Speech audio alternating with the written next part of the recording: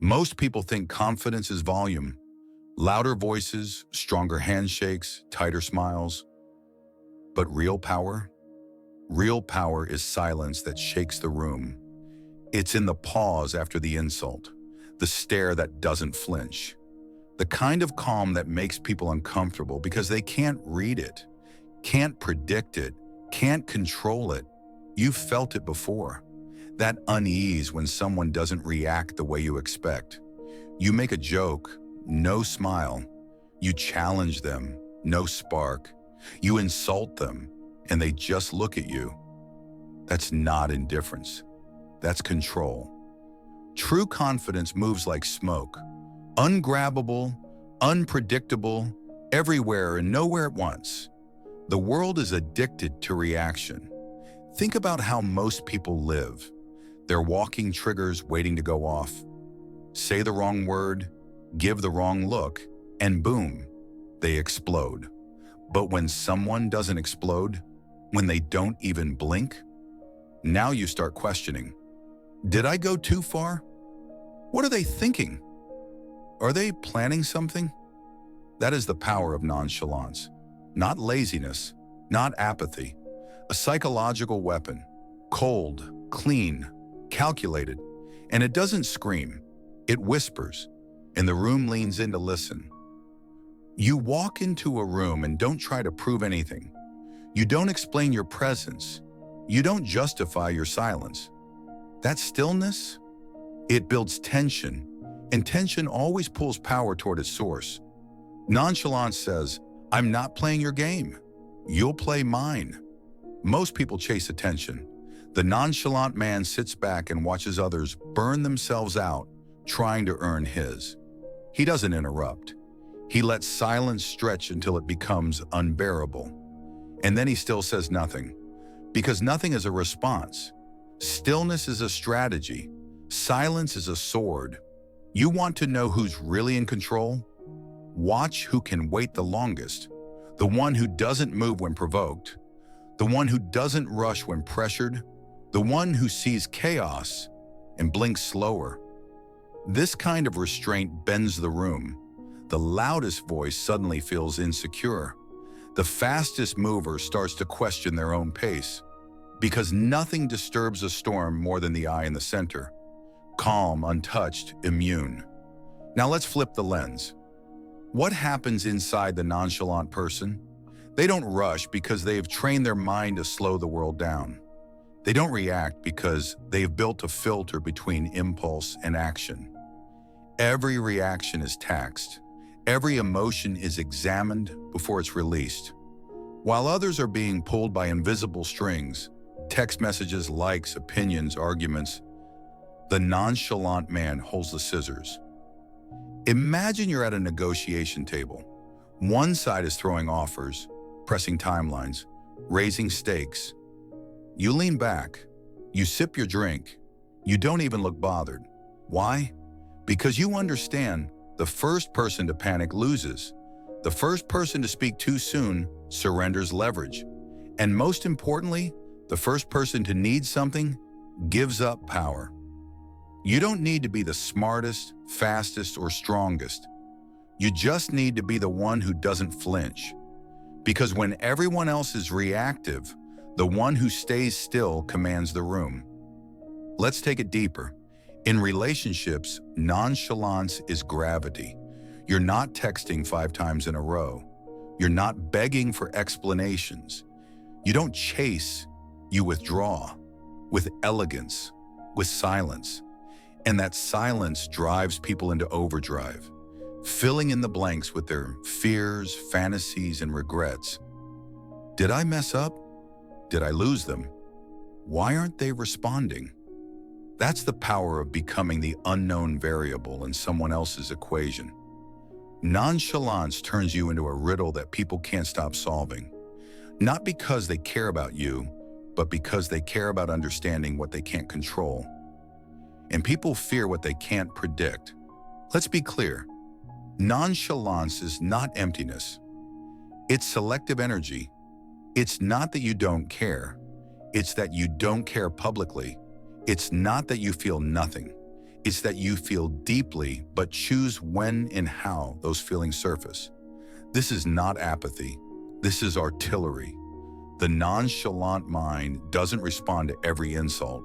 It sees the bait, it watches the hook, and it smiles inwardly, knowing someone else just wasted energy on a trap that won't be triggered. The nonchalant leader doesn't rush decisions, doesn't fill every silence. They create mental pressure cookers, letting others boil in their own assumptions. And the nonchalant friend? They speak less but are remembered more. Every word feels intentional. Every silence feels loaded. So ask yourself this: when was the last time your calm made someone nervous? When was the last time your silence said more than your words? Because if it hasn't happened yet, you're still reacting too much. You're still leaking power. Let's talk training. Real nonchalance is not natural. It's not inherited. It's built like a fortress, brick by brick, in the moments where you'd normally lash out, over-explain, or rush to be understood. Every time you hold back from saying something just to fill the air, brick. Every time you stay still while someone tries to provoke you, brick. Every time you delay your reaction instead of firing it instantly, brick. You are building something, a calm that cannot be stolen, a composure that cannot be faked. And when people see it, they change around you. You'll notice it. They pause before they speak. They choose their words more carefully. They overthink their own tone because they can't read yours. And in that moment, they're no longer just talking to you. They're reacting to your presence. This isn't about being cold. This is about being measured. You aren't distant because you're numb. You're distant because you know exactly when closeness has value. You don't speak less because you're shy. You speak less because you've learned that in most situations, saying less wins more. There's a hidden rule in psychology. The person who needs less has more control. Nonchalance leans on that rule like it owns the room. And when it's done right, it does. But this isn't a costume.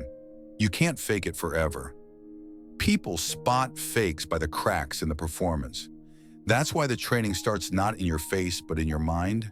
It begins with urgency, or rather your resistance to it. You stop letting the outside world set your pace.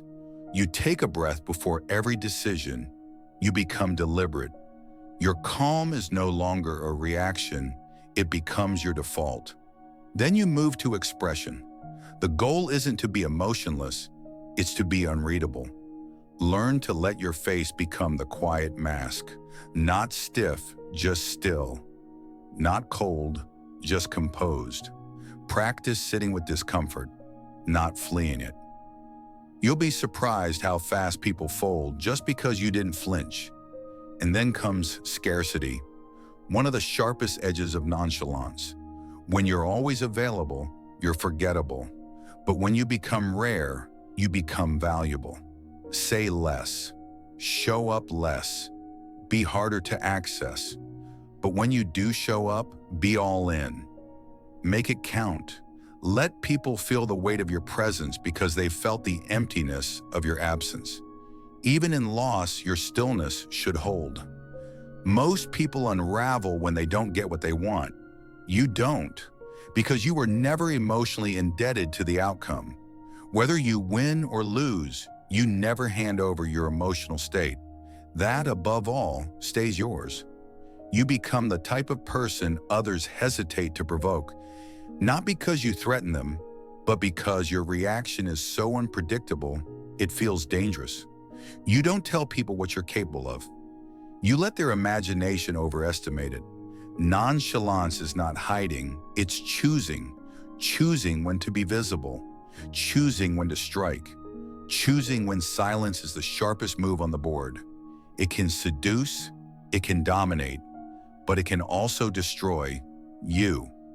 Because here's the warning label no one gives you. Power that turns inward becomes a cage. There are dangers.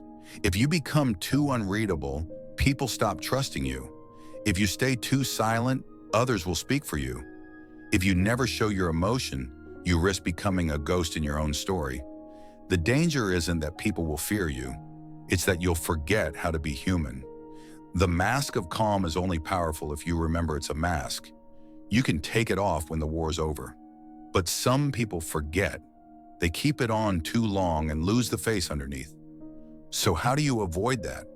You master both sides of the blade. You learn when to be cold and when to be warm, when to be unreadable and when to be real, when to observe and when to strike. You become the person who can walk into a crowded room and change the temperature just by existing. Not because you're loud, but because you're unshakable. You will frustrate the manipulative. You will attract the curious. You will disarm the aggressive, and you will earn the respect of those who actually matter. This is the kind of presence that doesn't beg for attention. It demands it by being indifferent to it. The kind of power that doesn't need to take control because it never gave it away in the first place.